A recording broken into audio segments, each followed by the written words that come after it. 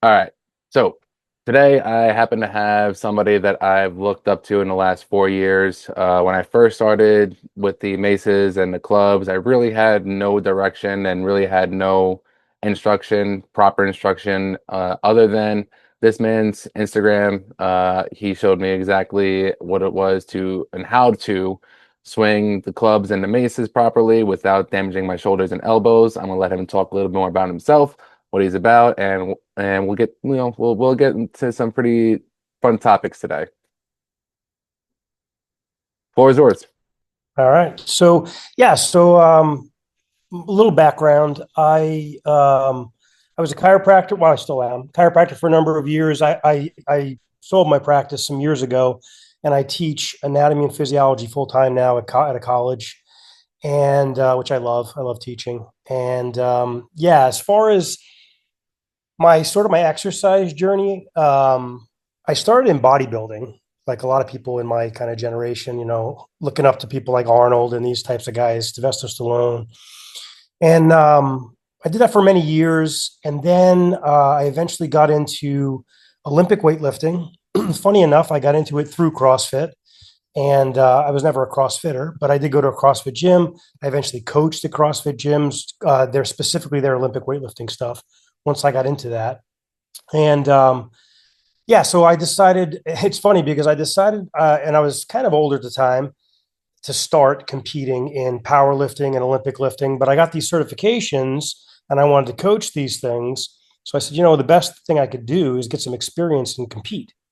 Anyway, I enjoyed competing and I did the Olympic lifting for a little while and the powerlifting for even longer. And then, long story short, I eventually switched over to kettlebell stuff, and I had a wrist surgery. I had carpal tunnel specifically from the Olympic lifting that I refused to stop doing and couldn't rehab it Mhm. Can't unless can't I relate. stopped. And yeah, it was just with this long story. So I got into kettlebells. I had kettlebells, and I even had clubs since the company on it, since they opened. I saw they had these things, these clubs and maces, and I was like, oh, I got to get one of those. I didn't even know how to use it back then. This is like probably 15, 16 years ago. Oh wow, long And time ago. yeah. And I think maybe 2011, something like that. And I had tried to play around with them here and there, but didn't know what I was doing. And then once I was unable to do the Olympic lifting, I needed something else to fill the gap. So I delved into kettlebells and then started into the maces and clubs and things like that. And then so that's kind of a broad picture of the journey. Yeah. Yeah, So I'll tell you, somebody that I genuinely look up to here, as someone that I genuinely look up to in the fitness industry in itself.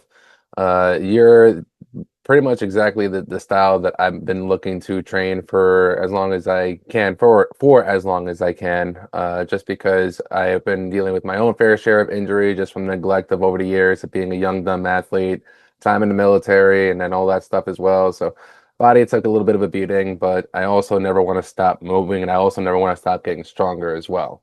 And in particular, you do a wide variety. Like, not we're not just talking the club marathons, the snatch marathons, and all the excess club stuff that you do that way, but also the accessory work between the grip strength machine. I rarely ever see anybody else use that machine. Can you explain a little bit more on the priority of grip strength and why it's one of the more important things to be training as we get older?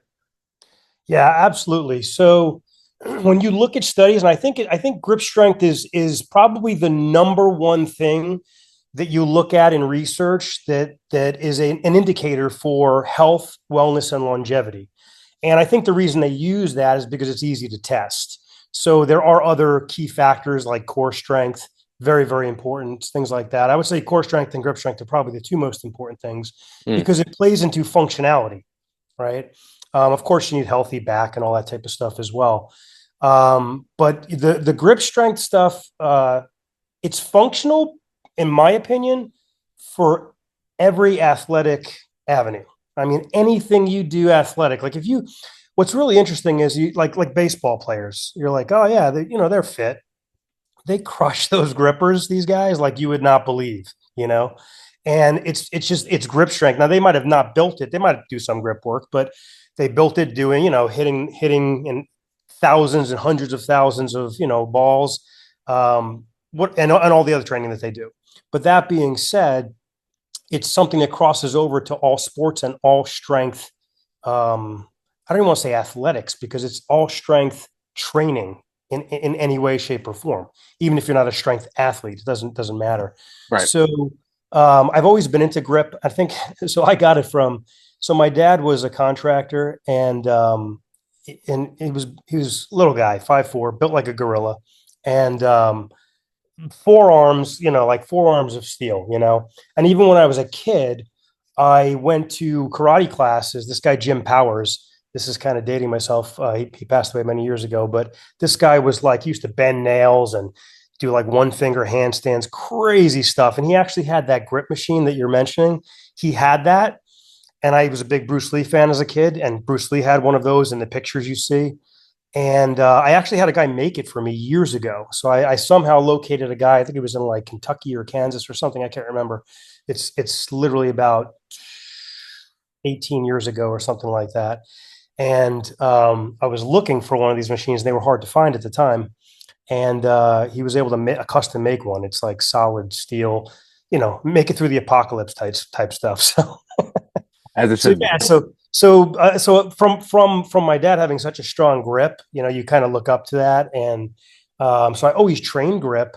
But then as I got into this functional fitness stuff with like kettlebells, maces, clubs, my grip strength went through the roof. Especially and out of all of them, probably clubs for grip strength more than anything. But Mm. definitely kettlebells and maces are going to build tons of grip strength.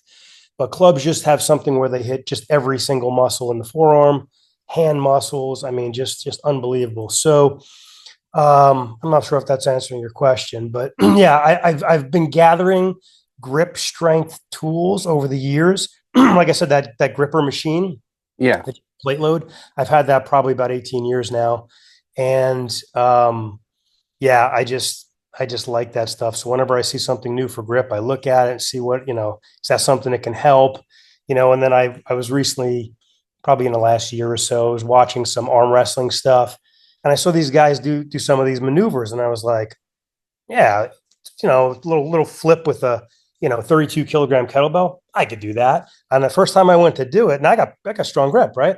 I what the this thing's not Wasn't budging. moving. I thought, holy shit, this is a whole nother like avenue of strength that, and of course I can't compete with these guys in arm wrestling. But I thought, let me start building some of that strength just to kind of make more well-rounded grip strength.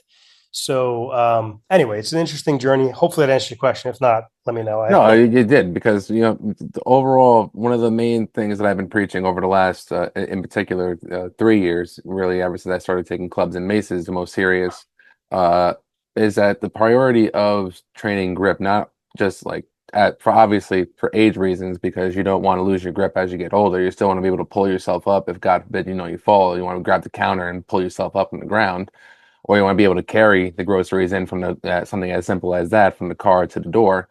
The priority of just like grip training, because even just being able to get on the barbell and rep out 315 for reps without having to use wraps or chalk, the grip strength that I noticed in my own self, and then also within my own clients who had never been able to do a pull-up, who had never been able to carry heavy weight for more than, just 10, 15 yards. Now they take the 297-pound kettlebells and they go all the way down for 30 yards down, 30 yards back, and then their grip starts to fade. Yeah, it's something that I also see, as you translated before, to a lot of the power lifters as well. Any of the real heavy lifters in my gyms that come through, they'll always say like one of the main things, other than the mobility aspect, is that you want to make sure that you're training your grip strength as much as possible, because you don't want to rely on chalk and you don't want to rely on wraps all the time. You want to be able to handle your weight plus, so that this way, if the time comes that you need to, God forbid, drag somebody, your grip doesn't fade between that, and your body's more conditioned for that type of aspect of life as well. So yeah, you hit the nail on the head on that. And one of the main reasons I wanted to have you on here, because you do some fantastic deep dive studies, and over the last, I want to say, a year and a half, 2 years, with the content that you've put out, with the longer research between a certain vaccination, and then also a certain disease as well. The other thing that we also have a very much, like mind on certain thing with this thing in particular is the BS that's coming out of social media.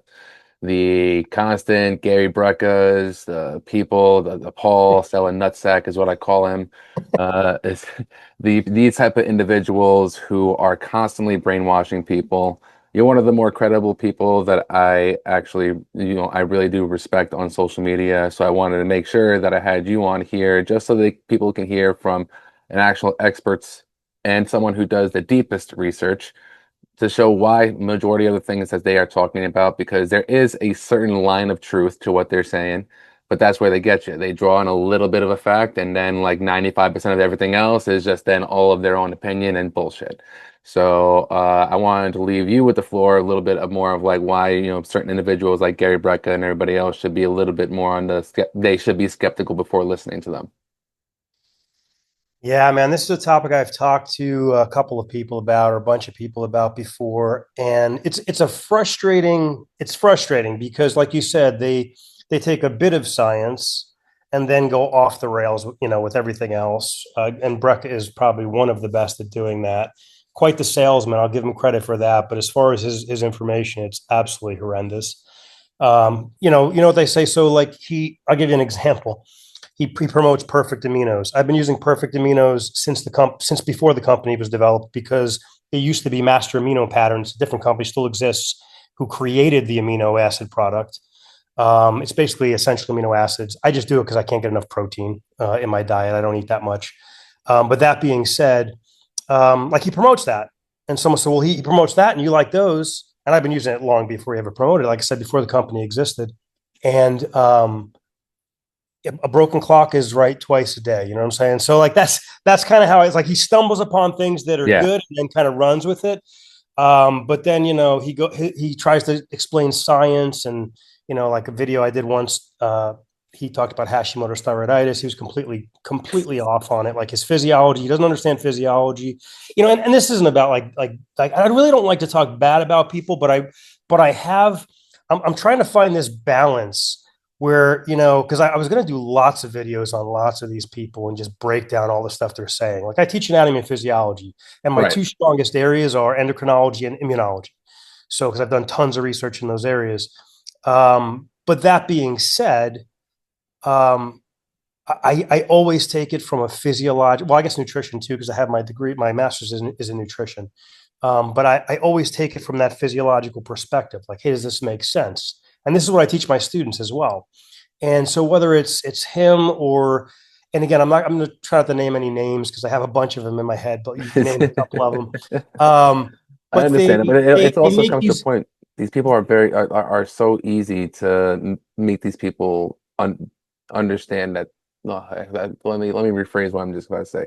They're very easy to manipulate, and these people are masters at manipulating those people Yeah. because of how you know, I'm not trying to be offensive at this point, but dumbed down our society has gotten with our phones and how easy it is people to be tricked into, what they're saying is actual truth versus what is actual opinions and what they're trying to sell you. Like in particular, Bobby's another one where I can't stand him because he is someone who promotes eating whole foods and then says protein powder is shit, but then sells his own protein powder. Yeah. So Right. it's Right. And like and a lot of these guys, and Breck is one of them, where he'll say, "I'm not selling you anything, but you are. you are. You are. You have products that you sell. You have services that you sell. You have testing that you sell. I'm not sure if he's still working with the testing. I know there was some conflict with that, but I'm talking on the level of millions and millions. So yeah, you're absolutely selling stuff, and you're a good salesman. And I guess any salesman that's not honest is going to tell you, I'm not selling you anything. That's if I can get you to feel like I'm not selling you something, I'm just trying to help you. Right. And that's why I think it's tough because I think people like yourself, myself, and a number of influencers out there that are really good and do their research, they really just want to help people. And yes, some of them are selling. I don't have a problem with so I don't have a problem with people selling products if they're good products. I don't have them, have a Yeah. problem with them promoting things. I do reviews on if I have exercise equipment, which you've seen, that I like, I'll do a review on it. I don't get any kickbacks or feedback. They didn't ask me to do it, by the way. Any of the reviews I've ever done, I've not been asked one time to do a video review. So any of the reviews I do is because I'm like, I like this product. I want to share this with people, right? So not everybody has that mindset. Um, I think they can do it honest because there are people that are doing it honest and doing well. But then there's just some people that the dollar sign is the only thing they see. Mm, So, getting back to your point on research, for me, I'm not saying I'm right 100% of the time because we're all human, we all make mistakes, but I try not to share anything unless there is significant data to support it, right? And if there's not, then I'll just say, here's what I do, and this is what worked for me, right? And then that's a more honest approach. And maybe it'll work for you, and maybe there's just no research on it and it actually does work. I mean, I take a couple of supplements that have some research, like NMN. I don't know if you've heard of that before, but is it an abundant research? Is it so overwhelming that I have to say you have to take this because the research says it? It's not, but I think there's enough to say, okay, well, it increases NAD levels, and I want to do that because that's healthy for mitochondria, and whatever effects come from that, it's inexpensive enough to be able to do, right? mm. So yeah, and I don't know what the solution is to these. I have a word that I'm trying to edit here. I grew up. You're in New York, right? Yeah, yeah, yeah. Yeah, I grew up in Queens, so I have Okay, to. so yeah, not that far away from where I'm at. I'm in the dead center part of Long Island, so Oh, okay, yeah, I have a buddy still lives out Oceanside. okay. Yeah, but yeah, so I can sometimes use curse words, but I try not to do that on a podcast. I don't do it when I'm teaching either. Well, So I'll say like on here, I have the full sailor's tongue, so I can't say anything. Like my tongue just flies around because at some point there's just only just so many words that aren't, disrespectfully accurate enough to what some of these con artists are doing to people and the amount of eating disorders that they're developing, that people are developing because they're listening to people like this. absolutely, The people I truly cannot stand the most, and I pray that eventually grocery stores, the second they see someone start to film, they could kick their ass right out because I am tired of seeing people walk down a grocery aisle and tell me either the organic thing is the better way to go, Oreos are bad for me, or I'm tired of it. I don't need the common sense aspect of like saying that, okay, yeah, I don't need to eat a whole sleeve of Oreos, but I'm still gonna have a whole couple Oreos and enjoy myself. I'm still yeah, going to prioritize my main whole foods and prioritize my protein, fats, and carbs, but I'm still going to enjoy my fucking Oreos. I can't stand people that walk around the all shirtless and people. It's typically kids who are in their late teens to early 20s who really haven't started to experience aging and what life truly is, and they can dedicate all their life to eating right off of mommy and daddy's money and also at the same time prioritize the gym because they don't have money responsibilities. So there comes down to a point where it's like I'm sick of these non what's the word? What's a good one here? I'm just sick of the fucking nutsacks that are walking around with these over glorified egos in a supermarket. Like it's one thing to be shirtless in the gym. Obviously there's guys that go shirtless in the gym all the time. Arnold and everybody else back in the day, they were notorious for, going shirtless towards the end of their workouts. In a grocery store, no. If I catch anybody in a grocery store with a shirt off, oh my God, no, I will be the one to approach that person and tell, and either they get the security on them or I will be the security for that because I'm tired of it. There's no need for it to yeah, be that much because it's sad because you have people who genuinely now they're demonizing vegetables, they're demonizing broccoli, they're demonizing kale, they're demonizing spinach, yeah. then they're demonizing chicken, they're demonizing getting your frozen chicken, they're demonizing getting meat. I what do you want us to do at this point? It's like every different influencer has different intake, and they all say, "Oh, this is all the truth." But the reality is, they're just going off of the main, whatever the clicky algorithm, whatever is going to make sure that people can get the most views off of them. Yeah. But Well, went and on a total tangent there, but that's okay. So yeah, I was talking to a buddy on Instagram yesterday, and we were talking about some of this, like that just people they're just putting out information to, again, to sell their product, which I don't have a problem with the selling the product part. I have a problem with them deceiving people. So what they do, Mm. and this is in two different realms. I see it. I see it with the nutrition stuff like you're talking about, but I also see it with exercise, and I started by saying I don't like to throw people under the bus, but there's a couple people I do. Gary Breck is one of them. That's why I mentioned his name. I tell my students all the time, these are not the type of people you should follow, right? They're not using real data. They sound good. And he's like, I'm a scientist. It's like, brother, you got They're a bachelor's using in, great psychological words to attract your yeah, attention and make sure that they sound like yeah, they look like they were talking about. yeah. And the thing is, I respect the fact he's got a bachelor of science. So do I. So do many people. It doesn't make us scientists. Let's be clear. Okay. So, so that being said, what they do, and this is one of my biggest pet peeves. One of the things they do is they, I'm just going to say they shit on anything that doesn't fit in their agenda, right? Hmm. So, like Gary Breck, he's shitting on modern medicine, which I have my gripes with a lot of it, but there's a balance, right? Right.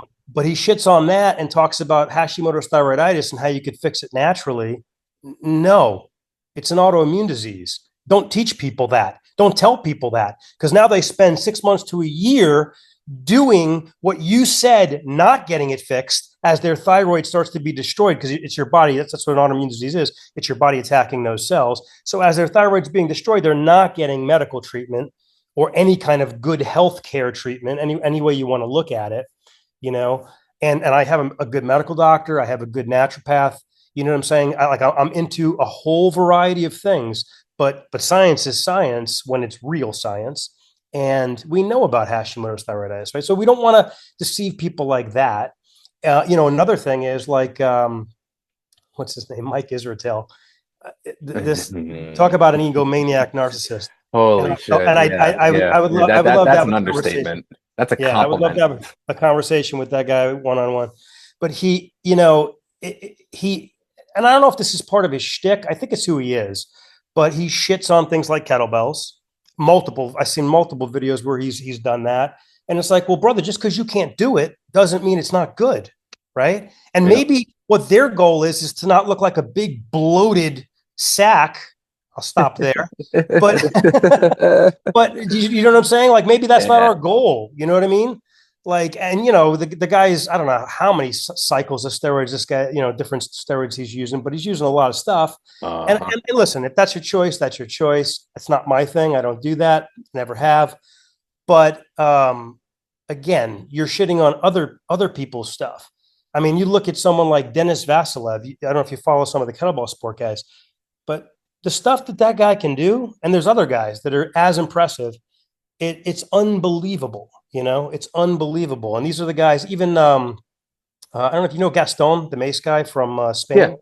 Yeah, that's my inspiration for the mace, the longs training, like the marathons. That dude is literally my inspiration. I told him the other day. He's literally my inspiration for that stuff, because the guy is an exception. He's like the Michael Jordan in that realm, right? Maces and Uh-huh. stuff. And it makes you aspire to that, right? So if it's not your thing, don't do it, but you don't have to shit on it. You don't have to, I like people say, listen, I'm gonna tell you something.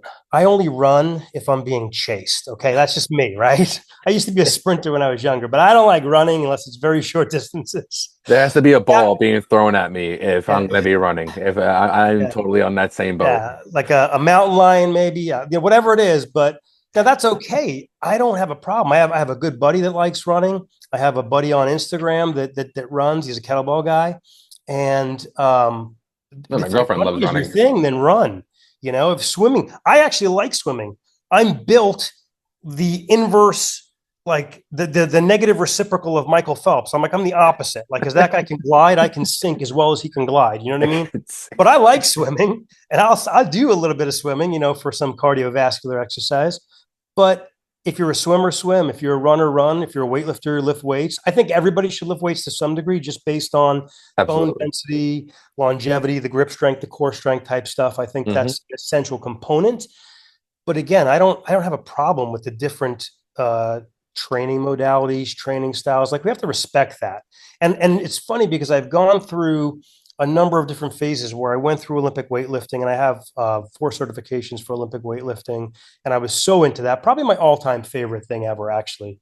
But don't tell the maces and clubs that. So, when I did that, it was like, there's this mindset. The Olympic lifting is the thing, and then when I was doing powerlifting primarily, it's like powerlifting is the thing, and then I got the kettlebells. Kettlebells is the thing. And I think there's of course open-minded people in all of those sports. I found it actually more in kettlebell and mace and club stuff where they're more into a variety of things. But think about this, not to tangent off of that, but think about this rehabilitation, like you talked about, right? You want to have, you beat yourself up maybe when you were younger athletically. I did the same. I was a bodybuilder. My technique manual was like the Arnold Encyclopedia. That's it. That's all. The stuff didn't exist like it does today. So you start with that and you do that for many years, and then you hurt your back and your shoulder and then your shoulder again. And I've rehabbed probably 8 shoulder injuries, and fortunately, no shoulder surgeries.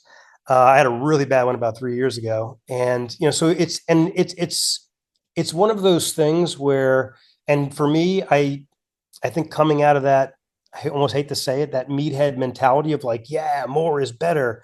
I think that's where a lot of my injuries came from, and sometimes you get injured anyway, right? We do the best we can, and listen, the body sometimes doesn't give you the signal, something breaks down and you get an injury. I got hurt breathing the other day.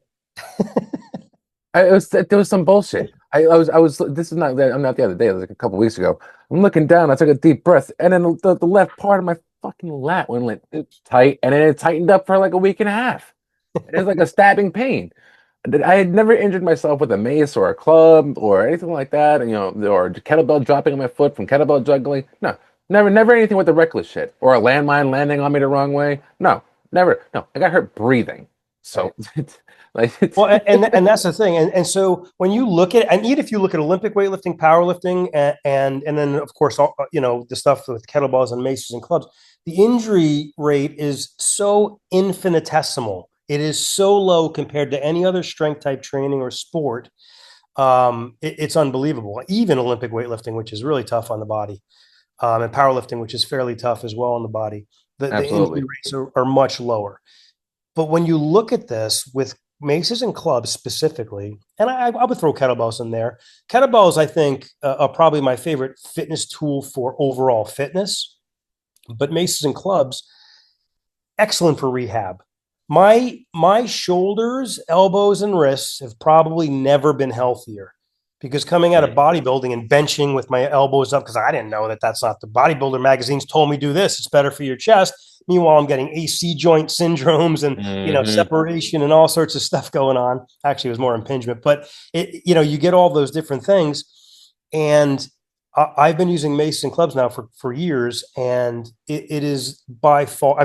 Never, by the way, I've never been hurt with maces or clubs. I've had my back tighten up a few times when I've gone really heavy, so I try to be careful with that. I've had my elbows flare up a little bit if I've gone too heavy too quick. I'd say Uh, that'd be the worst I experienced, and the only time I really experienced that was when I went with the 85 ADX mace, is with the full Mark Wildman, when the full Gladiator kit.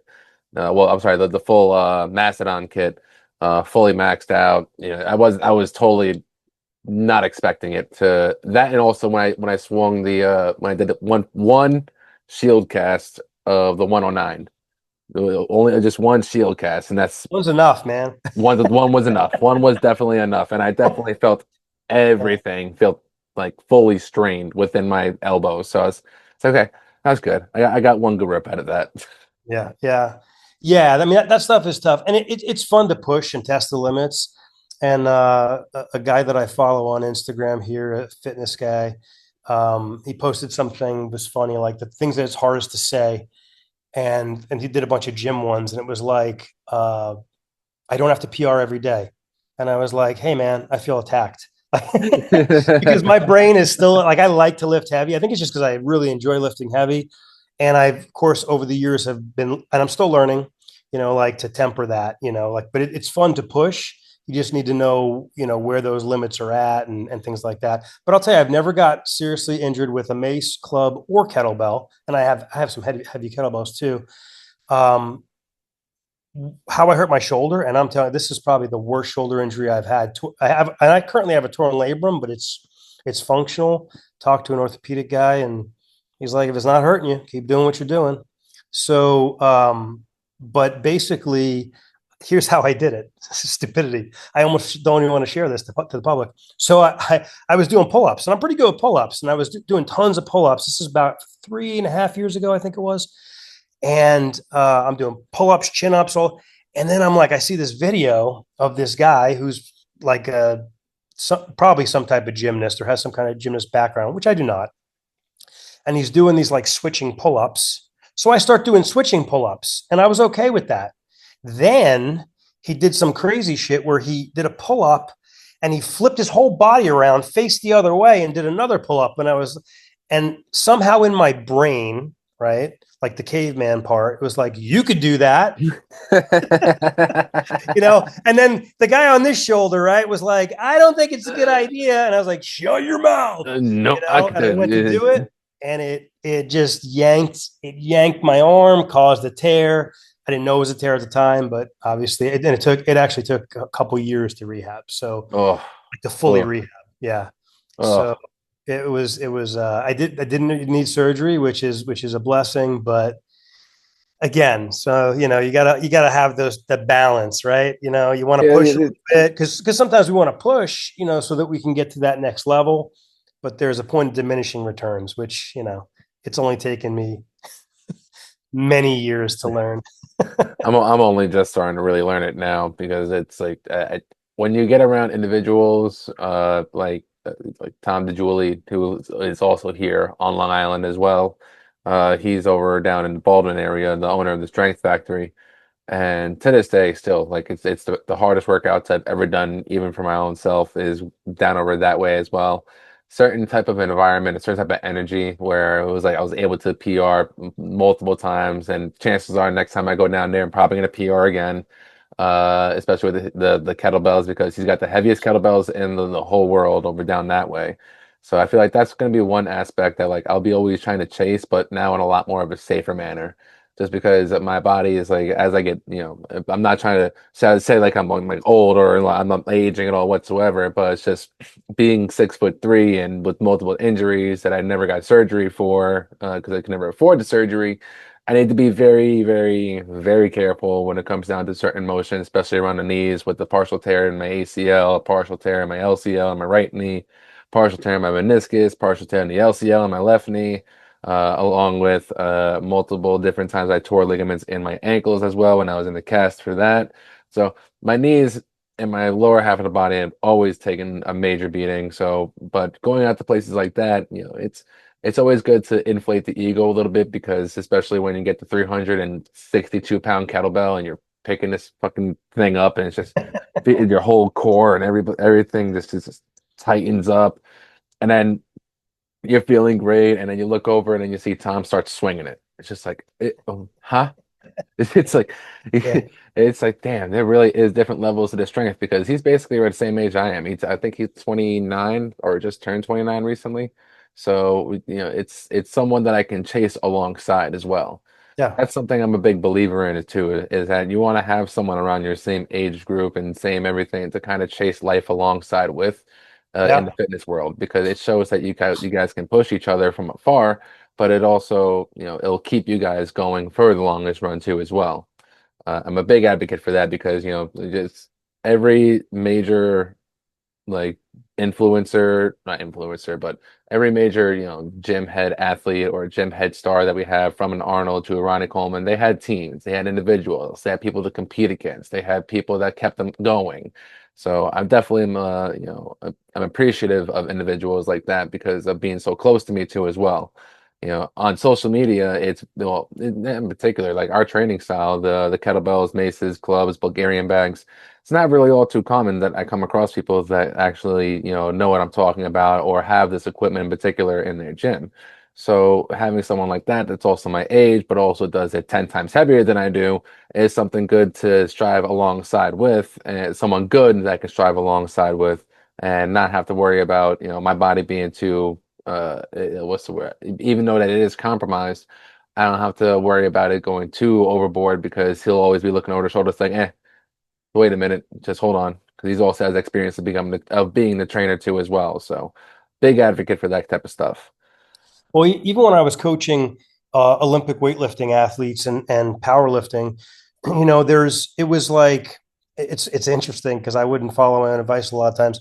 It was like, okay, you don't need to PR every time, but I would program it, right? So let's say it was an 8 week program.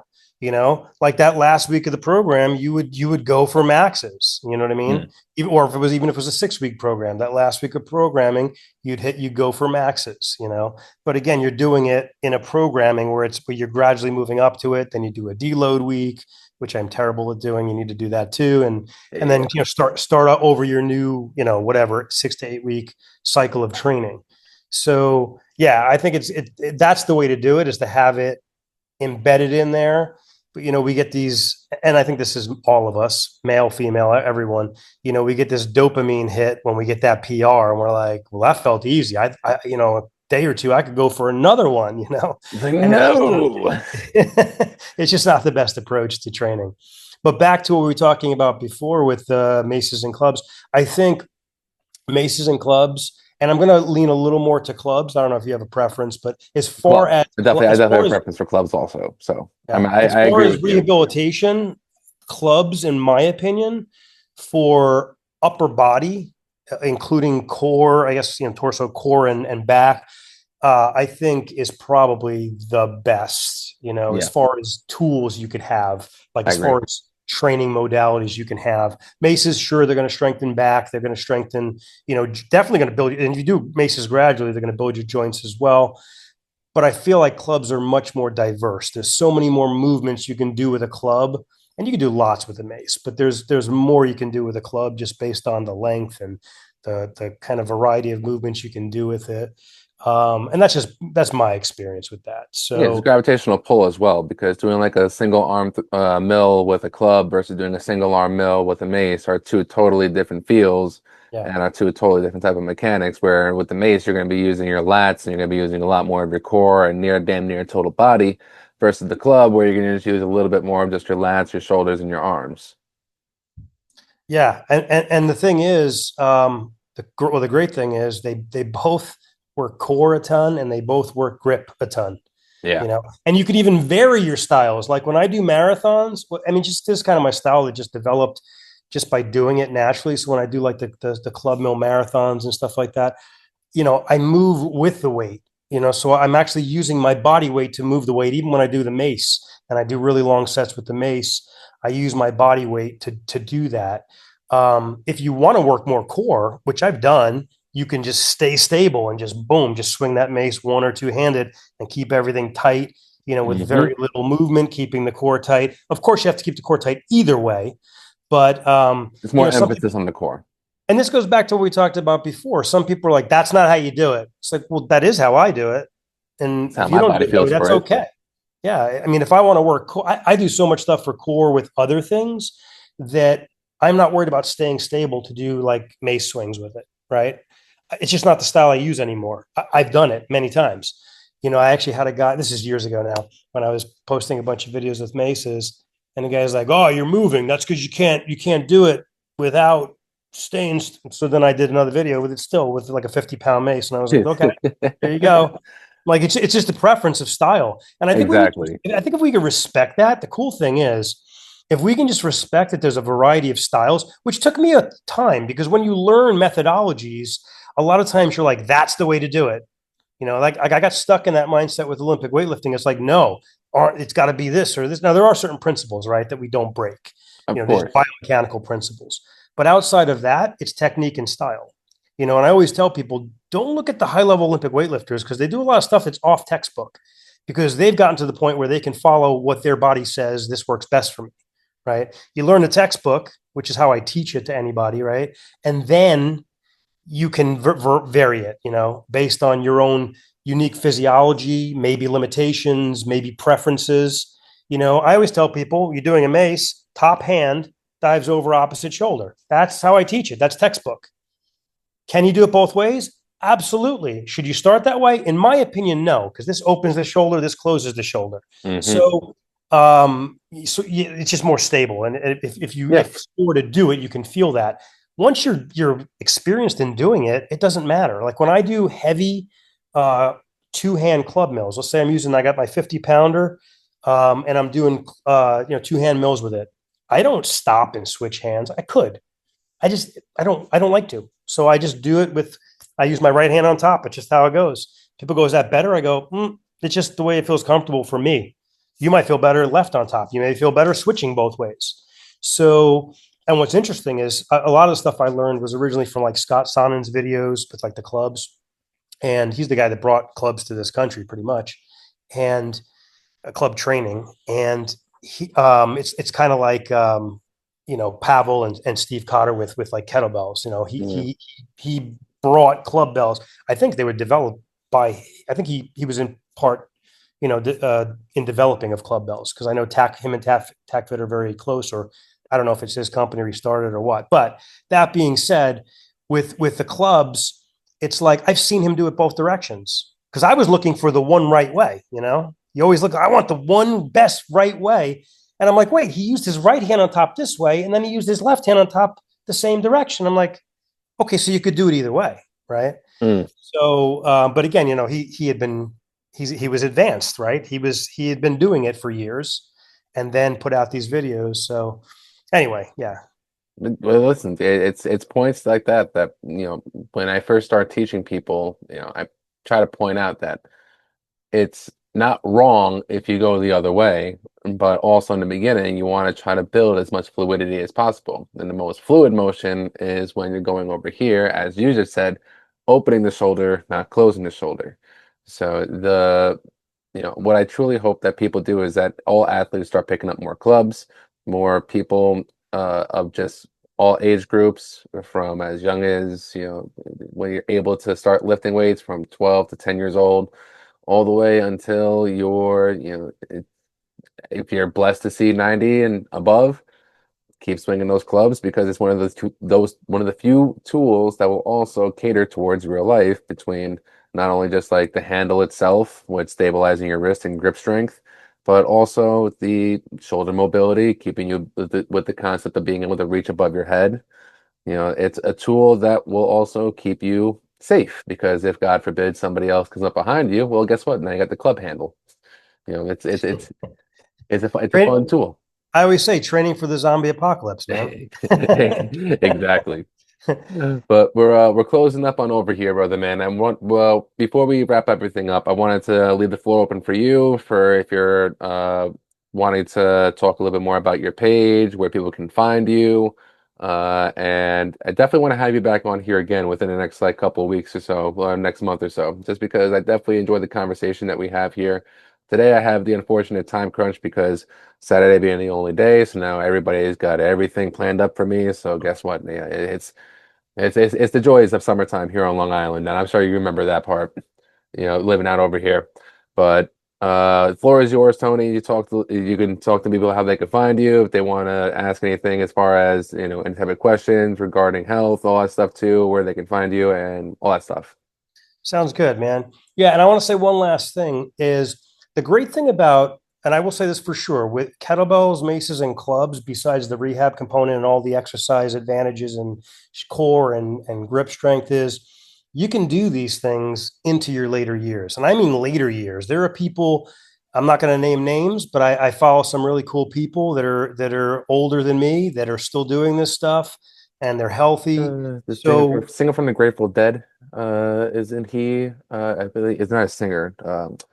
One of the artists from the Grateful Dead, he has a mace that he still swings around also as well. really Oh yeah, interesting. yeah. When you get a chance, I'll send you over his page when you get a chance. Or when I when we log off Yeah, over here. sure. But yeah, I think he's in his later 70s or 80s, and not the greatest Oh, form, but he's still moving the Gada around. And if you're yeah. still moving Hey, it around, hey, listen, at 80, hey, that's my goal at the end of the day. But yeah, I'm sorry, absolutely. continue. Absolutely. Yeah. And so, yeah, if I'm trying to get back into putting out some more content, I have a lot of stuff I want to do anatomy, some physiology stuff, some more exercise stuff. And So weightlifting doc is my Instagram. If anybody wants to follow there, I'm trying to continue to, promote that. My YouTube page is actually the same name. It's weightlifting doc. You can find me there as well. Those are the two prime, avenues I'm using right now. I'm thinking about doing a TikTok just to reach more people. So I might do that as well. You and me Uh, both. I think it's time I think it's time for the both of us to start getting on that platform too as well because we both approach fitness in a very honest manner, and there's so much misinformation and people selling shit on there that I think it's time for some honest voices to start getting out there. Absolutely. Absolutely, man. Well, I brother, appreciate man, you having me on, brother. I appreciate the whole conversation. hey, listen, that's why I said I Always want to have you fun. back on again. This conversation was great. If I didn't have such a time crunch today, I absolutely 100% would be going on for another hour. This is that type of conversation that I appreciate when it comes down to the fitness industry because it's honest conversation. A lot of the times people are looking in these type of conversations for like what's the best product to buy and all that stuff. Reality is there's multiple products that are great. There are multiple companies that are great out there, but there's also a real mass majority that are terrible out there. But there's also, just like there are bad companies like that, there's terrible influencers and there's terrible people that are online who will just kind of give you or sell you their shit versus people like us who will just gladly tell you outright what the truth is, and you don't have to go down no rabbit hole because we've already done that for you. So Absolutely. And just to put this out there, I have tons of tutorials. Sometimes they get buried, but I have the links. I don't charge anybody for it. I send you the link. So whether it's a YouTube or Instagram, I'm happy to send club, kettlebell, mace tutorials, whatever I've created. I'll send it to anybody if they have interest in it. So yeah, so that's that out there as well. And by the way, I want to say this too. One of the greatest things, I appreciate the respect what you said in the beginning of the podcast. One of the greatest things for any kind of coach or athlete, even, is for somebody that's learned from them to do better than them. And you did better. You have definitely beat me with the club and mace as far as weight, brother. And you know what? I don't think you've hit your limit. So 29 is young guns, man. So I appreciate it because you know what? You're teaching the next generation coming up, and hopefully they'll wind up beating what you're doing as you train and pass stuff along to them. So good job, man. that means a lot because I remember when I first came across your page and I was struggling with just a 25-pound club. So to be able to move the weight I do now, like I said before, I do cater it towards your specific goals, like no, your page and the goals that I had catered around your videos. Like, okay, I need to get my swing to look that good. Okay, I need to make sure my arms are getting this deep behind my head, not hanging above my head over here. It's the little things like that that then eventually gave me the opportunity to become a Macefit coach for Frank DeMio. And now eventually he's starting to take his brand to new levels because I see the vision behind what he has over here. And none of this truly would have been, aside, like my cousin Sal and Don and individuals like yourself who helped morph who I am today. I definitely want to give you guys the flowers while I can.